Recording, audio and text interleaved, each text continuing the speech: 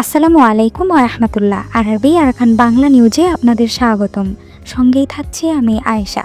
আজ 22 মে 2025।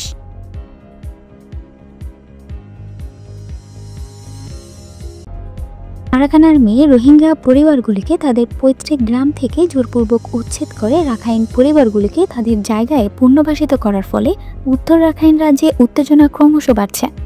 একাধিক স্থানীয় সূত্রের মতে সাম্প্রতিক সপ্তাহগুলিতে বুদিডং টাউনশিপের প্রায় 40টি রোহিঙ্গা গ্রাম বল প্রয়োগের মাধ্যমে খালি করা হয়েছে। এই অঞ্চলগুলির অনেকগুলিতে ইতিমধ্যে 215টিরও বেশি রাখাইন পরিবারকে আনা হয়েছে। কিছু পরিবার সিটতে রাতে ঢং এমনকি বাংলাদেশ থেকেও আনা হয়েছে বলে জানা গিয়েছে। মঙ্গিতাং এর একজন ব্যক্তি বলেন, সশস্ত্র লোকেরা এসে আমাদের চলে যেতে বলে। এখন আমরা দেখতে পাচ্ছি আমাদের বাড়িতে অপরিচিত মানুষ বাস করছে, তারা রাখাইন পরিবার।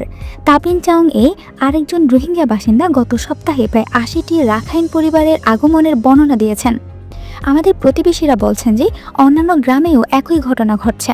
মানুষ ভীত, কেউ কেউ ইতিমধ্যেই বাংলাদেশে পালিয়ে গিয়েছে।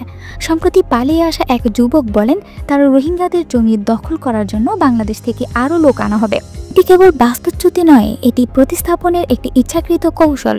প্রতিটি গ্রাম খালি করে নতুন করে বসতি স্থাপনের সাথে সাথেই আরাকান থেকে স্থায়ীভাবে নিশ্চিহ্ন হয়ে যাওয়ার আশঙ্কা আরও গভীর হয়ে ওঠে।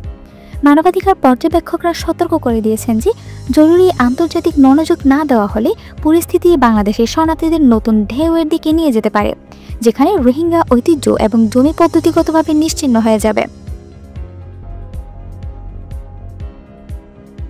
বাংলাদেশের অন্তর্বর্তী সরকারের জাতীয় নিরাপত্তা উপদেষ্টা খলিলুর রহমান বলেছেন, রাখাইনের জন্য করিডোর নিয়ে সরকার কারো সাথে কোনো কথা বলেনি এবং বলবেও না। তবে বাংলাদেশের ভেতর দিয়ে ত্রাণ সরবরাহের একটি চ্যানেল বা পাথওয়ে তৈরির জাতিসংঘের প্রস্তাব বাংলাদেশ বিবেচনা করছে। তিনি বলেন, যেহেতু সংঘাতের কারণে সাহায্য সরবরাহের অন্যান্য সকল পথ বর্তমানে অকার্যকর, তাই বাংলাদেশই এখন একমাত্র সম্ভাব্য বিকল্প। জাতিসংঘের সাহায্য নিয়ে বাংলাদেশে একটি করিডোর দেওয়ার যে গুজব তৈরি হয়েছে, আমি দ্ব্যর্থহীনভাবে বলছি যে করিডোর নিয়ে আমাদের সাথে কারো কোনো কথা হয়নি এবং কারো সাথে কথা হবেও না। ঢাকায় এক সংবাদ সম্মেলনে বলছিলেন তিনি, এবং একই সাথে এই করিডোর বিষয়ে সেনাবাহিনীর সঙ্গে মতবিরোধের খবরও নাকচ করে দিয়েছেন। তিনি বলেন, জাতিসংঘ কার্যক্রম যেটা রাখাইনে চলছে সেটা চলা আর সম্ভব না। যুদ্ধাবস্থার কারণে মানবিক ত্রাণ রাখাইনে নেওয়া যাচ্ছে না। জাতিসংঘ মহাসচিব বলেছেন, আমরা ত্রাণ পাঠাতে সাহায্য দিতে পারি কিনা আমরা সেটা বিবেচনা করছি।